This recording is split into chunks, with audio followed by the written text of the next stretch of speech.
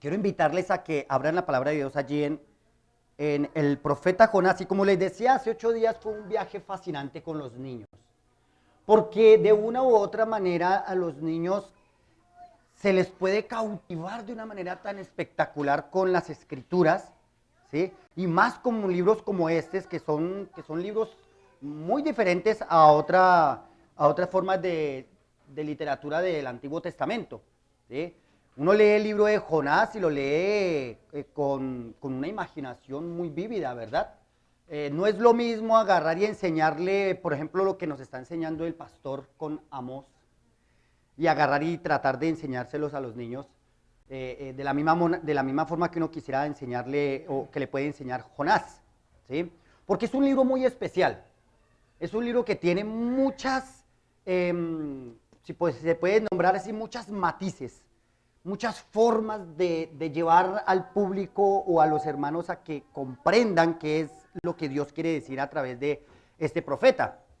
Y lo mismo para llegar a los niños, es una manera muy maravillosa de verles a ellos su cara de expresión cuando ven que, o se dice que Jonás fue comido por un gran pez. Para ellos, ¡wow! Y no solamente eso, sino que luego lo vomitó donde tenía que ir el profeta. Entonces, son cosas que uno dice, wow, o sea, este fue el primer submarino que hubo sobre la tierra y tenía un tripulante, Jonás. Entonces es un libro fantástico, ¿cierto? Y por eso de esa misma manera nosotros podemos verlo y podemos dejar que nuestra imaginación corra y que el Espíritu Santo halle el mensaje o nos traiga el mensaje que Dios quiere para cada uno de nosotros y como iglesia. Esta mañana nuestro hermano Julio nos mencionaba la higuera estéril, una higuera que tenía mucho follaje y que al fin de cuentas no dio nada. Y representa al pueblo de Israel, ¿sí? Entonces, con ese pensamiento tenemos que también mirar un poco este libro. Jonás es un profeta que históricamente se puede ubicar en los mismos tiempos que Amós. Es contemporáneo con estos profetas. Y el rey que estaba también en esos tiempos, en las 10 tribus de Israel, era Jeroboam II. Para entender un poquitico el contexto de este hombre, uno tiene que remontarse primero a, bueno, quién era entonces Jeroboam I. Y tiene que leer Primera de Reyes. ¿Sí? Les invito que juiciosamente ustedes en casa lean Primera y Segunda de Reyes. Son libros fantásticos, son libros maravillosos de leer y que le dan a uno una historia y le dan a uno ahora entiendo. Porque, por ejemplo, les invito en este momento a mirar Segunda de Reyes, segundo libro de Reyes, capítulo 14, versículo 23 en adelante, donde es mencionado tanto Jeroboam II como es mencionado Jonás. Dice así la palabra de Dios. En el año 15 de Amasías, hijo de Joás, rey de Judá, comenzó a reinar Jeroboam, hijo de Joás, sobre Israel en Samaria, y reinó 41 años.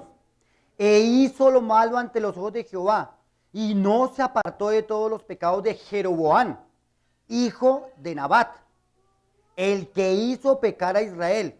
Este Jeroboam II, él restauró los límites de Israel desde la entrada de Hamat hasta el mar de Arabá, conforme a la palabra de Jehová, Dios de Israel, la cual él había hablado por su siervo Jonás, hijo de Amitai, profeta que fue de Gat-Efer. Porque Jehová miró la muy amarga aflicción de Israel, que no había siervo ni libre, ni quien hiciese ayuda a Israel. Y Jehová no había determinado raer el nombre de Israel de debajo del cielo. Por tanto lo salvó por mano de Jeroboam, hijo de Joás. Este Jeroboam II. No que Israel mereciera lo que iba a encontrar a través de este rey. Este rey comenzó a hacer próspera la nación y comenzó a traer una serie de riquezas y fortificó la ciudad y hizo unas grandes cosas con el pueblo de Israel. ¿Por qué? Porque Dios no había determinado raer de sobre la tierra el nombre de Israel. O sea, fue una determinación de Dios. No fue una cosa que Israel se mereciera, sino que Dios así lo determinó. Y utiliza a un hombre, Jeroboam, que no se apartó de los pecados del Jeroboam I, que hizo pecar. Y si ustedes miran en el libro de Reyes, en el primer libro de Reyes, van a encontrar cómo fue que este Jeroboam I hizo pecar a Israel. Cómo trajo otros dioses a Israel y hizo que los israelitas se inclinaran a otros dioses y levantó sacerdotes, hizo hasta para vender este hombre. Y muchos que siguieron después de él hacían lo mismo. Y uno lee Reyes, dice, pero no se apartó de los pecados de Jeroboam con que hizo pecar al pueblo de Israel. Y ya tiempo después, a pesar de que ese Jeroboam había sido destruido y su descendencia se había destruido también, se levanta también otro Jeroboam, hijo de Joás, y hace lo mismo. Y sin embargo Dios lo utiliza por misericordia y por gracia a Israel para que levantara a este pueblo. Entonces de allí es este Jonás. Jonás por eso está ubicado en ese tiempo, y Jonás, cuando Dios le da la orden entonces de que vaya a predicar a Nínive, no le entró en gracia. ¿Por qué? Porque el pueblo de Nínive eran sus némesis, eran sus enemigos. No los querían, ellos no se podían ni ver. Y entonces en Jonás capítulo 1, vamos allí al libro, indudablemente hoy yo voy a dar un panorama de lo que es el libro. Entonces la idea es que tengamos un panorama de lo que es el libro para que en el momento que lo podamos leer, como yo sé que nos ha pasado a muchos con el libro de Amós, cuando hoy leemos a Amós no lo leemos como lo leíamos antes. Después de todo lo que nos han enseñado, después de todo como nos han mostrado ese libro, ya uno no puede leer el libro de la misma forma. Uno, ahora entiendo qué significa lo de las vacas de Basán. Engordadas. Bueno, ese era el momento, ese era el tiempo de Israel en el momento de Jonás. Lo tenían todo, estaban bien, ¿sí? Andaban gorditos y no habían problema para ellos, según sus pensamientos.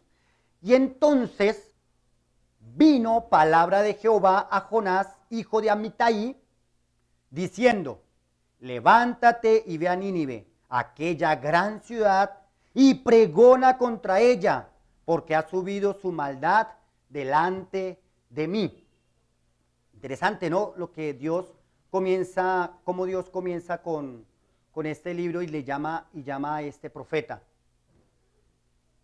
Y en el capítulo 4 se nos aclara por qué Jonás no quiso ir. Y tengo que adelantarme entonces a ese capítulo, en el capítulo 4, porque Jonás inmediatamente allí nos va a decir por qué. Dice, pero Jonás se apesadumbró en gran extremo y se enojó. Y oró a Jehová y dijo, ahora Jehová, ¿no es esto lo que yo decía estando aún en mi tierra? Por eso me apresuré a huir a Tarsis, porque yo sabía que tú eres Dios clemente y piadoso, tardo en enojarte y grande en misericordia, y que te arrepientes del mal. Ahora cobra sentido porque Jonás salió corriendo. Aquí en el capítulo 1 no se nos dice. Aquí en el capítulo 1 se nos dice, y Jonás se levantó para huir de la presencia de Jehová a Tarsis, y descendió a Jope, y halló una nave que partía para Tarsis, y pagando su pasaje, entró en ella para ir con ellos a Tarsis, lejos de la presencia de Jehová. Entonces, si nos ubicamos en el mapa, o algunos ya lo habrán hecho, los que no se han ubicado en el mapa, vamos a utilizar nuestra imaginación y vamos a pensar en un Nínive a este extremo, por acá está Nínive. Jonás muy posiblemente está por aquí a unos 400 kilómetros, por acá, y para donde cogió Tarsis estaba a unos 9.000 kilómetros, ¿sí? O sea, se fue un poquito lejos. Estaba a 400 kilómetros de la voluntad de Dios. Se fue a 9.000 kilómetros lejos de la voluntad de Dios.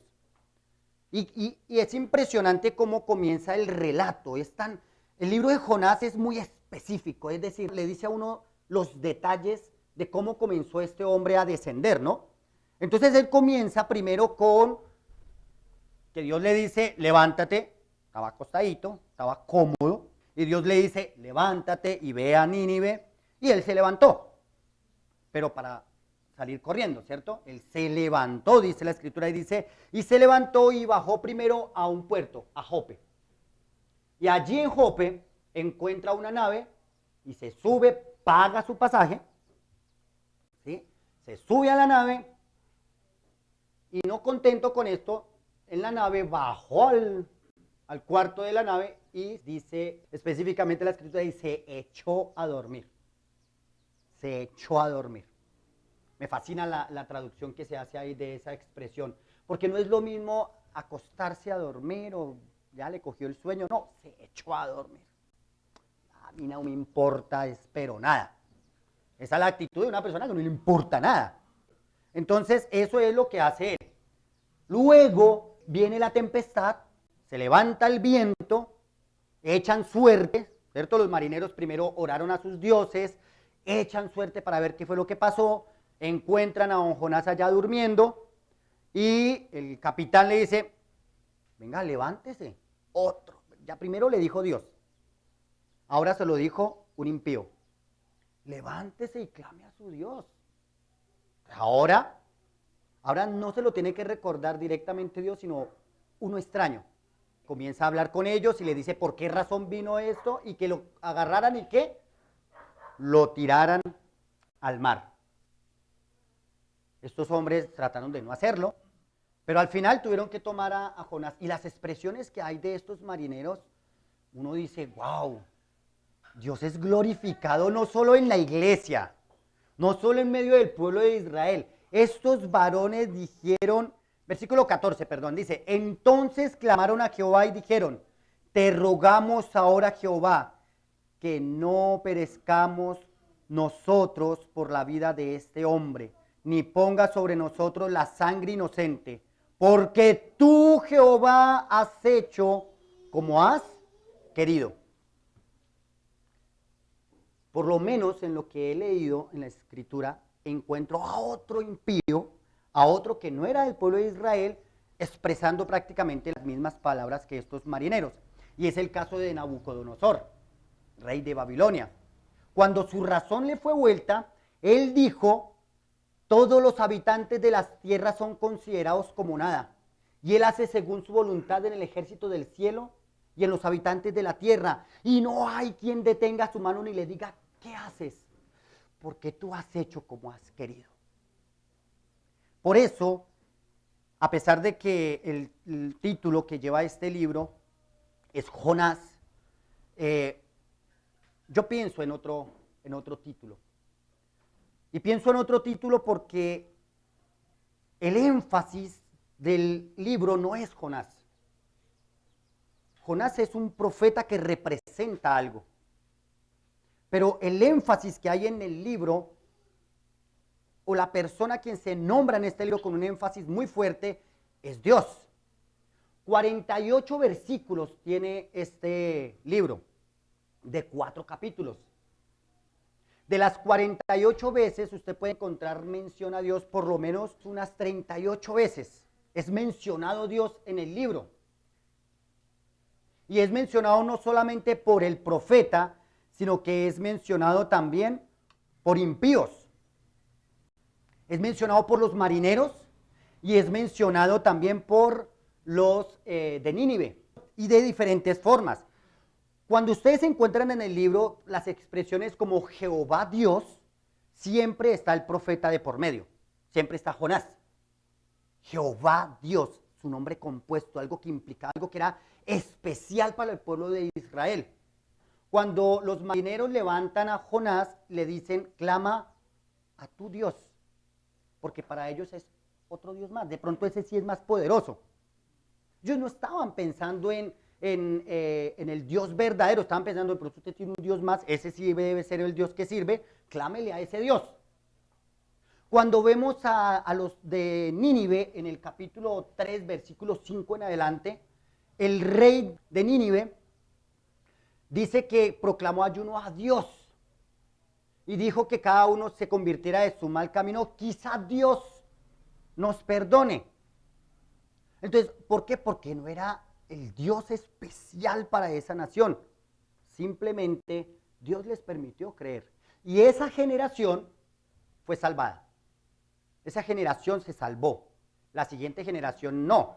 Si miramos en el libro de Nahum, ustedes quieren leer qué pasó con Nínive. Bueno, 150 años más o menos más adelante, Nínive fue destruida. Nínive fue raída sobre la faz de la tierra.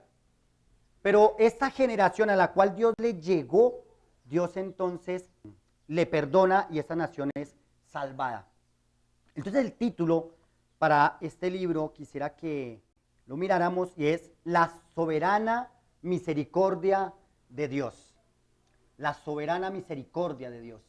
Cuando yo leo este libro y leo pensando en la misericordia de Dios y que su misericordia es soberana, no está limitada por mi teología, no está limitada por mi gusto y no está limitada por mi predicación, entonces entiendo que le pertenece a Dios.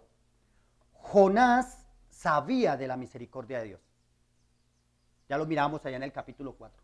Jonás sabía que Dios era un Dios misericordioso, pero a Jonás no le interesaba que Dios perdonara a ese pueblo.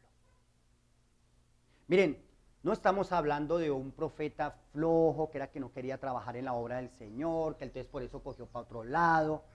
No estamos hablando de un hombre que conocía la teología, conocía quién era Dios.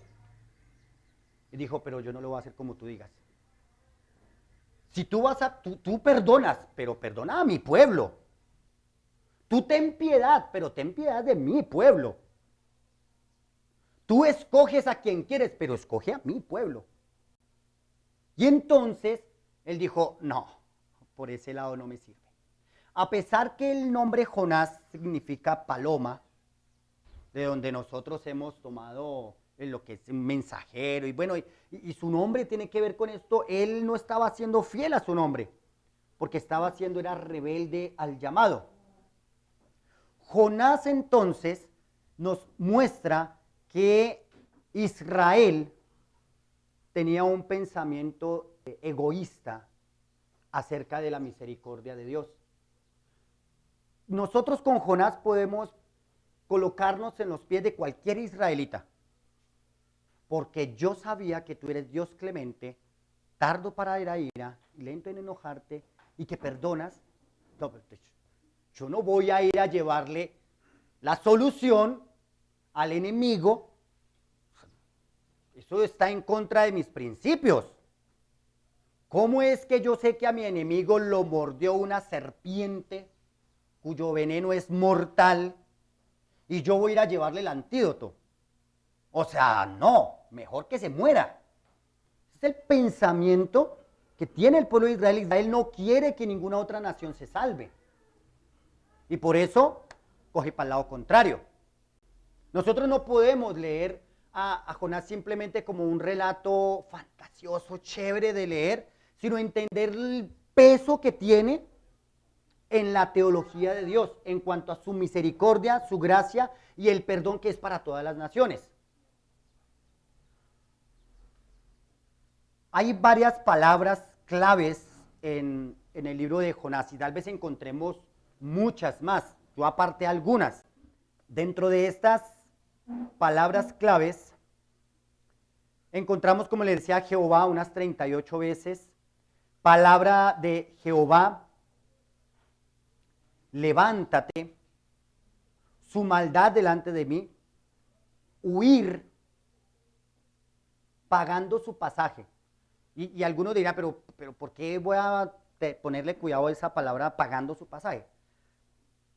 Y aquí es donde, por tiempo y porque, como les digo, esto es algo general, tengo que aterrizarlo a la vida también de nosotros. Muchas veces, cuando tomamos el lado contrario de la voluntad de Dios, nosotros solitos pagamos nuestro pasaje para que comience a suceder todo lo contrario a lo que Dios quiere para nuestras vidas. Somos nosotros responsables, es decir, no es que Jonás se subió a un barco y él, bueno, yo voy a cumplir la voluntad de Dios, y resulta que el barco cogió para el lado contrario. Señor, yo iba a hacer tu voluntad, pero pues qué culpa, vea que en vez de coger para Nínive me equivoqué.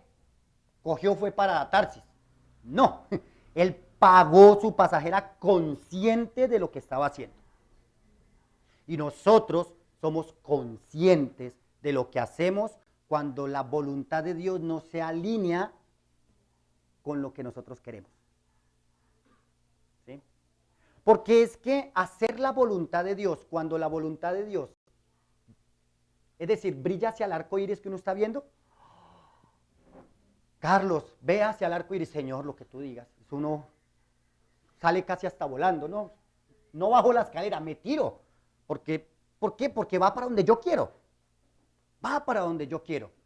Pero cuando la voluntad de Dios no es como a mí me gusta, yo pago mi pasaje para ir al lado contrario. Y comienzan los por qué. ¿Pero por qué? ¿Y por qué los otros sí no hacen? Pero yo veo que. O yo no voy porque a mí, yo veo que como que no me saludan como debería. Y hoy nos hablaban acerca de la asamblea, del por qué Dios tiene una asamblea, por qué Dios tiene una iglesia, y dice que es para glorificar su nombre, el nombre de Dios, no tiene que ver con nosotros.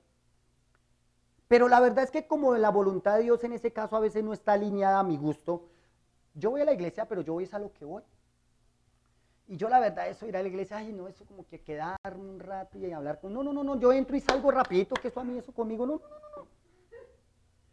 Pero voy en contra de la voluntad de Dios, no importa, yo mejor me evito problemas. Jonás pensaba, yo ya Nínive, pero si es que los de Nínive son bárbaros, son perversos, ¿cómo me voy a, qué tal me maten? O qué tal peor, qué tal se conviertan.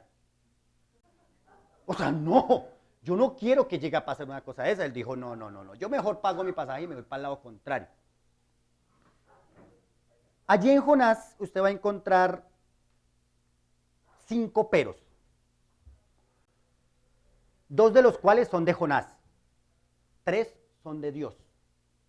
Jonás capítulo 1 versículo 4 dice, pero Jehová hizo levantar un gran viento en el mar, y hubo en el mar una tempestad tan grande que se pensó que se partía la nave. Ese es el pero de Dios. En el versículo 5, en la parte B, dice, pero Jonás había bajado al interior de la nave y se había echado a dormir. Miren, no quiero ser alegorista, ni mucho menos, no es sino quiero sacar una enseñanza de esto que estamos viendo aquí con estos peros. En el pero de Dios vemos que Dios levanta, ¿sí? Dios está levantando un fuerte viento en el mar, está levantando circunstancias, está levantando dificultades allí en el océano.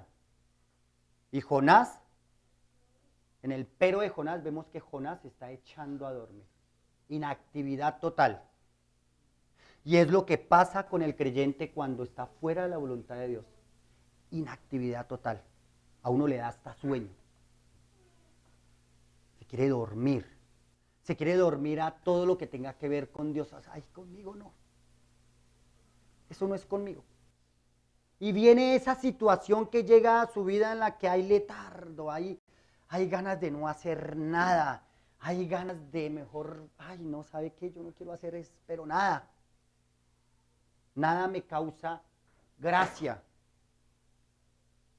Yo no sé, de pronto Jonás cuántas veces habrá subido en un barco en su vida, muchas veces, yo supongo. ¿Sí? Pero para los que no nos hemos subido mucho a un barco, a una lancha, uno se sube a una lancha y yo por lo menos estoy feliz viendo la inmensidad y wow, y cómo las olas se levantan. Entonces uno es fascinado con esas cosas porque uno está con ganas de ver el mundo. Jonás dijo, yo mejor me bajo al... No hay nada bueno para ver. No hay nada bueno para ver y se echó a dormir. Eso nos pasa en el mar de la voluntad de Dios o en el mar donde Dios nos tiene. Ay, otra vez lo mismo. Otra vez el domingo a las mismas. Ay, no, eso cada 8 días no aguanta. Porque empieza un letargo en la vida del creyente. Y lo digo con causa, es decir, con propia causa. Eso pasó muchas veces en mi vida. Y quise coger para el lado contrario. Y cuando Dios levantó sus olas y sus fuertes vientos sobre mí, yo tuve a quien echarle la culpa. Como yo a la iglesia a uno ni lo saludan. ¿Para qué? Yo mejor me acuesto a dormir. Porque no se está haciendo lo que yo quiero. Y esto no quisiera que sonara como que usted está haciendo. No, es algo a lo que el creyente puede llegar a vivir. Puede pasarle a usted, puede que no le esté pasando, pero cuidado, puede pasarle. Cuando nosotros nos vamos fuera de la voluntad de Dios, piense en aquello que Dios le está diciendo que haga y a usted no le gusta. Rápidamente nos vamos a subir en el barco como Jonás. Y paga el pasaje. Usted me hace eso es facilito. Porque es algo que a uno no le gusta. Hacer lo que a uno no le gusta es muy duro. Mire, yo le digo a mis hijos, uno en esta vida tiene que aprender a hacer hasta lo que no le gusta. Tiene que aprender a hacer lo que no le gusta y hacerlo bien, hacerlo con ganas. Lamentablemente el mundo le metió en la cabeza a nuestros jóvenes y a nuestras propias vidas que usted tiene que estudiar lo que le guste para que usted realmente haga las cosas bien. Y si no encuentra lo que le gusta, entonces no hace nada. Como no es lo que a mí me gusta hacer, y a mí mi papá y mi mamá me dijeron que yo tenía que estudiar lo que a mí me gustara. Y no me salió la carrera que a mí me gustaba. Entonces me va a acostar a dormir porque como no está lo que a mí me gusta. Pero en esta vida uno tiene que aprender a hacer lo que a uno no le gusta y hacerlo bien. Porque la Escritura dice que hagamos todo como para el Señor. Usted nunca va a encontrar en las Escrituras que Dios le diga, papito, haga lo que más le guste, hágalo bien. Eso no lo dice Dios, eso no lo inventamos nosotros. Dios no actúa como actuamos nosotros. Nosotros tenemos que aprender del Padre perfecto, pero nosotros aprendemos de los padres imperfectos, de nuestros padres, de los papás de otros, pero no miramos al Padre perfecto. ¿Cómo es Él? Él lo manda a hacer a uno lo que a uno le gusta y más, hágalo bien. Ese es el Padre que tenemos nosotros. Y cuando uno aprende a vivir de esa manera, todo lo que le llega a la mano, gústele o no le guste, lo hace bien. Esa es la forma de Dios. El otro pero que encontramos está en 1:17, finalizando el capítulo. Capítulo 1. Pero Jehová tenía preparado un gran pez que tragase a Jonás, y estuvo Jonás en el vientre del pez 3 días y 3 noches. Interesante, ¿no? De este versículo, y de una de las razones, hago un paréntesis aquí, una de las razones por las que sabemos que esto es una historia, no es un cuentico de hadas, no es algo que se inventaron por ahí, una fábula ni nada de eso, sino que es una historia real, ¿cierto? Jesucristo mencionó esto que pasó con Jonás, hablando de la generación maligna, diciendo que ellos pedían señal, y dice, la única señal que les va a ser dada es la del profeta Jonás, el que estuvo en el vientre del pez 3 días y 3 noches. Jesús ratificó que este hombre estuvo en el vientre de aquel pez 3 días y 3 noches. Y que este evento, esto que iba a suceder, iba a tipificar su sepultura. Única y exclusivamente eso, ¿no? No es que Jonás es tipo de Jesús. No, Jonás no es tipo de Jesús, de ninguna forma. Pero su tiempo en el vientre del pez tipifica la sepultura de Jesús 3 días y 3 noches. Y dice que los ninivitas, siguiente hablando el Señor Jesucristo, los ninivitas iban a levantarse contra la generación de Israel y iban a hacer juicio contra ellos. Iban a hacer un ejemplo de juicio, porque ellos sí se arrepintieron. A pesar de que ellos vieron a Jesús que se levantó de los muertos, no le creyeron. Entonces uno dice, ¡guau! Hasta este hombre, este profeta que está fuera de la voluntad de Dios, Dios lo ha usado para hablar de su Hijo Jesucristo. La soberana misericordia de Dios. Cierto que se nos ha dicho, y muchas veces lo pensamos así, uno tiene que disponerse para el servicio del Señor. Usted tiene que disponerse. Porque si no, entonces, pues no. Bueno, uno ve que Jonás no se dispuso, no mucho. Él se levantó para ir para el lado contrario. Dios en este pero dice, a ver un momentico, ¿es que usted manda solo? Es que usted no se manda solo, es que usted va a ir a donde yo le diga que va a ir. Y Dios tenía preparado, no es que Dios, ay, este profeta se me cogió para el lado contrario, ¿y ahora qué hago? No, Dios ya tenía preparadas las cosas. Y Dios llama, y Dios toma a este profeta que es lanzado al mar, y que para los marineros, según la oración que ellos elevan, dicen, no tomes la vida de este hombre en nuestras manos. Este fue el final de este profeta. Ellos lo lanzaron al mar y dijeron, se murió. Para ellos no hay nada más que hacer. ¿Cuántas veces para nosotros la vida de una persona que porque dejó de ir a la iglesia, eso ya fue? Eso ya se perdió. Eso no. Porque el que deja de venir a la iglesia, eso ya. Estoy haciendo una analogía muy brusca y todo, pero la realidad es esa. A veces nosotros creemos que para esa persona ya fue el fin. Y se nos olvida la soberana misericordia de Dios. Dios tiene preparado algo para ese que es su hijo. Algo va a hacer él con él. ¿Y qué hizo Dios?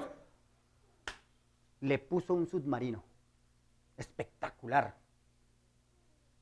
¿Y saben qué es lo más gracioso de todo? Que de ahí cogió para Nínive y no tuvo que pagar un pasaje. Gratis. Como le gusta a uno, Dios lo llevó gratis. E hizo, miren, el milagro, y esto está en los libros de historia, ustedes lo pueden mirar en muchos libros de historia que tienen que ver con Jonás, y de marineros que han hablado de la experiencia de haber sido engullidos por una ballena en este caso, ¿sí? Y luego ser rescatados y una serie de cosas. Miren, el milagro no es que se lo haya comido un gran pez, es que eso es lo que hay en el mar. O sea, hay monstruos marinos, dice la escritura, hay grandes monstruos en las aguas. El milagro es que este animal no se lo haya tragado y no haya digerido al profeta. Es que sus jugos digestivos no lo hayan quemado y no lo hayan consumido. Hermanos, el milagro es que lo haya vomitado. Y no que lo haya convertido en abono. El milagro es que haya salido por donde entró. ¿O no? Y lo vomitó justo donde tenía que estar. En Nínive, donde él no quería ir. Y ahí encontramos algo clave también en Jonás. Antes de continuar con lo que quiero mencionarles, sigamos con los peros. Vamos en el tercer pero. El cuarto pero también es de Jonás. Capítulo 4, versículo 1. Después de que salió del pez, después de que fue y predicó en Nínive, después de que pregonó que Nínive iba a ser destruido y que Dios los perdonó, dice, pero Jonás se apesadumbró en extremo y se enojó. ¿Saben? Esa palabra apesadumbró habla de amargura. Se amargó.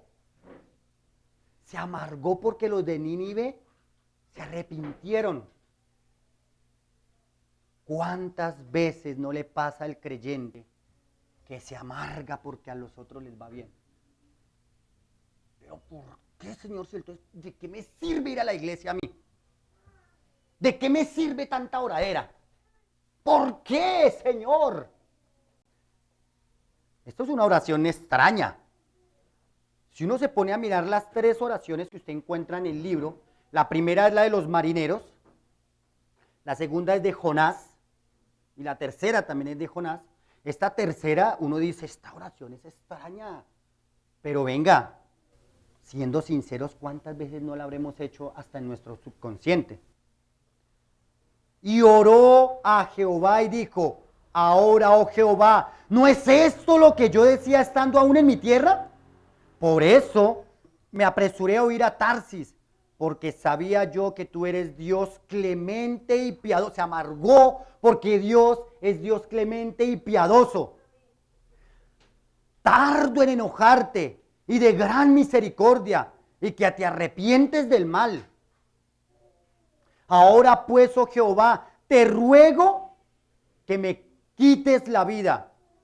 Venga, pero ¿cómo así? Si hace un momentico estaba en el vientre del pez y estaba diciendo, sálvame. No me quiero morir. Ahora sí se quiere morir. ¿Por qué no se quería morir en el pez? Porque tenía que ver con él.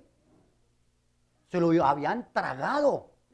Tenía que ver con él.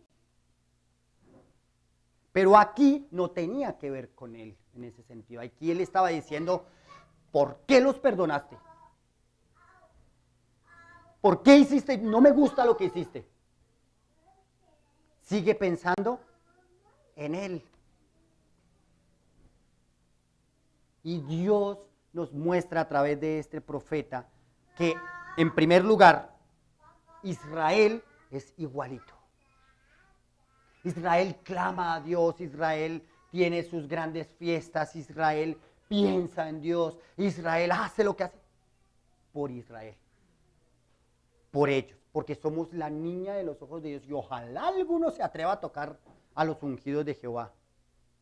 Pero las demás naciones se pueden morir si quieren, desde que haya salvación para Israel, el resto puede acabarse. ¿No somos así los creyentes muchas veces? Ese impío, espere, verá que un día va a conocer al Dios Todopoderoso. Un día Dios se va a levantar contra, como Él se ha levantado contra la iglesia, y somos felices diciendo palabras así que tengan que ver con, porque es que el Dios que tenemos es un Dios que Él sí puede. Somos felices nombrando a ese Dios, pero no somos felices nombrando al Dios misericordioso que es capaz de perdonar a ese impío que me está haciendo la vida imposible. Ah, no, ay, no, espere. Hasta allá no voy yo.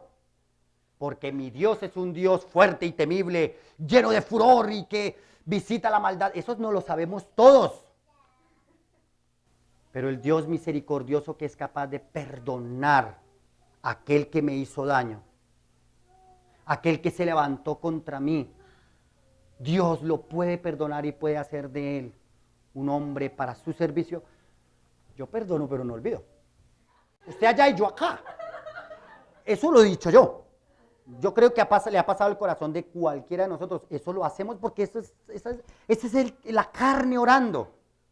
Esa es la carne orando. Así oramos nosotros en la carne. Así actuamos en la carne. Pero Dios nos levantó, según lo que nos decían esta mañana, Dios nos levantó para que nosotros mostremos la gloria de Dios y mostremos la misericordia de Dios y cantamos la misericordia de Dios, pero para nosotros. Pero no, la verdad es que la misericordia de Dios es para todas las naciones. Miren, uno ahora que estamos y que hemos aprendido más acerca de la reforma y el 31 de octubre nos estuvieran enseñando acerca de la reforma, uno podría apropiarse de esas palabras y decir los 5 puntos, dentro de los 5 puntos está la expiación limitada. Yo no creo que Dios lo haya escogido. ¿Para qué le voy a predicar si Dios de pronto ni lo escogió? Tan malo que es, ¿yo qué va a escoger eso? ¿Por qué no? Porque no nos conviene. Y estoy colocándome en los zapatos de Jonás, para que entendamos por qué Jonás está haciendo lo que está haciendo y por qué Dios está actuando en él como está actuando. En el pero de Jonás, Jonás está amargado. ¿Cuántas veces nuestros peros son así? ¿Pero por qué a mí? Pero si yo me porto bien. Pero si yo no me meto con nadie. Y nos amargamos. No hay motivo para ir a predicar el evangelio. Predicar el evangelio, ¿qué va a hacer yo eso? ¿O qué me voy a portar yo bien? ¿Y para qué? ¿Para qué me porto bien si eso no vale la pena? Mire todo lo que uno hace y siguen las mismas. Entonces, como Dios arrancó con el pero, Dios termina con este pero. Y en Jonás capítulo 4, versículo 7 encontramos lo siguiente. Pero al venir Pero al venir el alba del día siguiente, Dios preparó un gusano, el cual hirió la calabacera y se secó. Y aconteció que al salir el sol, preparó Dios un recio viento solano, y el sol hirió a Jonás en la cabeza, y se desmayaba, y deseaba la muerte, diciendo, mejor me sería para mí la muerte que la vida. Entonces dijo Dios a Jonás, ¿tanto te enojas por la calabacera? Y él respondió, mucho me enojo, hasta la muerte. Y dijo Jehová, ¿tuviste tú lástima de la calabacera, en la cual no trabajaste, ni tú hiciste crecer, que en espacio de una noche nació y en espacio de otra noche pereció? ¿Y no tendré yo piedad de Nínive, aquella gran ciudad donde hay más de 120,000 personas que no saben discernir entre su mano derecha y su mano izquierda, y muchos animales? ¿Yo no voy a tener misericordia de estos niños? No saben discernir entre mano derecha y mano izquierda. Algunos comentaristas han hablado al respecto y no piensan que esté hablando de adultos que sabían lo que hacían. Está hablando de personas que no sabían lo que era discernir entre manos, no saben lo que era de la derecha y la izquierda. ¿Qué persona adulta no sabe qué es la mano derecha y qué es la mano izquierda? Está hablando de aquellos inocentes. Y Dios dice, yo tendré piedad y misericordia de ellos. ¿Cuántas iglesias hoy se han levantado y han dicho, nosotros somos la iglesia verdad, el que no esté en esta iglesia no se salva? Pero vamos más acá. ¿Cuántas veces nosotros no hemos dicho, ese no se salva? ¿Y yo qué me voy a poner a predicar el evangelio? Menos. Nosotros actuamos como Jonás muchas veces en nuestras vidas. Y tenemos que ser tragados por un gran pez, o somos tragados por un gran pez. Y allí estando en ese letardo, en esa situación, ahí sí nuestra oración cambia. Y allí encontramos entonces tipos de oración. La de los marineros, versículo 1:14, la oración desde la revelación. Cuando la persona conoce que hay un Dios mayor que su Dios, wow, ese Dios es de temer. Y por eso los marineros, que al principio estaban clamando cada uno ¿a quién? A su Dios. Y que se dieron cuenta que esos dioses no les sirvieron para nada, porque es que hasta el momento ya habían botado todo lo que tenían para agilizar el barco, habían botado todo lo que tenían, y aparte de eso, se revela cuál era el problema que ellos tenían, y cuando ellos hacen caso y toman a Jonás y lo botan al mar y el mar se aquieta, ellos dicen, pero qué clase de Dios es este, wow, espectacular este Dios. Y entonces su oración cambia. Mire que Jonás les dice, yo soy profeta y temo a Dios que hizo el cielo y el mar. Uy, ¿en serio? ¿Usted conoce al Dios que hizo el mar? ¿Y usted qué es lo que está haciendo entonces? ¿No nos han dicho así muchas veces? Oiga, ¿usted no es que es cristiano? No, sí, yo soy cristiano, pero tampoco es que yo soy bobo ni nada de eso. O sea, sí, yo soy cristiano, yo soy manso, pero menso no soy, mijito. No tenemos expresiones como esas muchas veces cuando se nos dice, oiga, ¿usted no es que es cristiano? ¿Y entonces por qué está haciendo lo que está haciendo? Porque según yo sé, su Dios no le permite hacer una cosa de esas. Y entonces uno, sí, pero y tiene cómo justificarse. Pero los marineros conocieron a Dios allí a partir de la desobediencia de Jonás.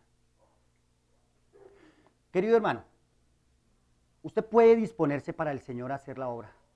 Usted puede hacerlo. O la voluntad de Dios. Usted puede y debe hacerlo. Si no lo hace, usted ni yo le vamos a quedar grandes a Dios.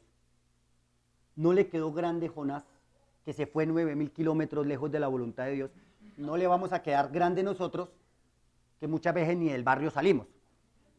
Entonces no le quedamos grande a Dios. Ahora, pensemos en lo siguiente. Si no hubiese sido Jonás a quien Dios llamó, sino que hubiese sido Abraham, Abraham, ve a tal ciudad y predícales. Les garantizo que Abraham se levanta muy de mañana y va y les predica. Y la diferencia hubiese sido totalmente otra, por lo menos como fue para Abraham. Si Jonás se levanta y va y hace lo que tiene que hacer, no se levanta el mar, no encontramos al pez por ningún lado, pero la verdad es que cuando usted dispone su vida para la voluntad de Dios, no va a encontrar muchos tropiezos porque Dios va a estar con usted. Y en medio de los tropiezos que encuentre, como lo que pasó con muchos grandes profetas que hicieron la voluntad de Dios, Dios los prosperó y Dios los ayudó. Y encontraron refugio en Dios y no debajo de una calabacera como le pasó a Jonás. Un Jonás debajo de una calabacera contento. Estaba feliz. Ay, mire tan bonito. Ay, tengo sombra. Estaba feliz. Y entonces Dios le dice, ¿es en serio? O sea, ¿usted está contento por eso? ¿No está feliz por la obra maravillosa del perdón? Está feliz porque una calabacera nació. Ah, bueno, entonces les voy a mostrar que con una cosita insignificante su felicidad se le va a acabar. Y un gusano le quitó la felicidad del rostro a Jonás. Le acabó con la calabacera, se le secó, se le acabó la sombra y no hay respuesta de Jonás en este libro. Jonás, ¿tanto te enojas por una calabacera? ¿Usted no hizo nada por ella? Mucho, hasta la muerte. Y es el libro que termina con la pregunta de Dios y sin respuesta por parte del profeta. Queridos hermanos, la amargura del corazón lo puede llevar a usted a ser un hombre o una mujer que no tiene que contestarle a Dios. Dios le dijo, ¿haces tú bien en enojarte tanto? El profeta no le contestó. ¿No vivimos nosotros así? Porque las cosas no se hacen como yo quiero que se hagan. Así sea en la iglesia. Me amargo porque las cosas no funcionan como yo quiero que funcionen. Dios quiere que nosotros busquemos su voluntad y nos muestra este libro para que entendamos, uno, que Él es soberano. No le va a quedar grande.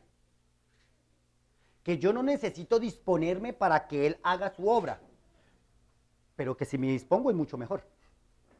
Si me dispongo me va a ir mejor. Porque es que Él es el Padre, Él es el soberano. Nosotros no podemos tratar a Dios como si yo a Dios pudiese hacerle pataleta como los hijos le hacen pataleta a un papá. Cuando el hijo le hace pataleta a uno le entra un...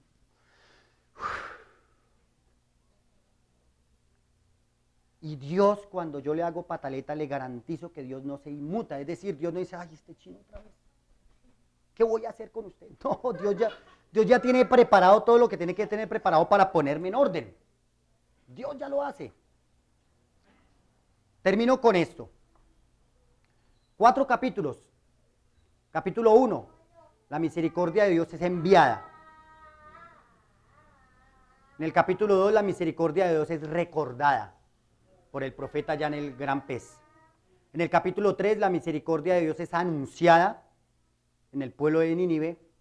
Y en el capítulo 4, la misericordia de Dios es confrontada por el profeta. No fue confrontada por los de Nínive, no fue confrontada por los marineros, fue confrontada por el que sabía quién era Dios.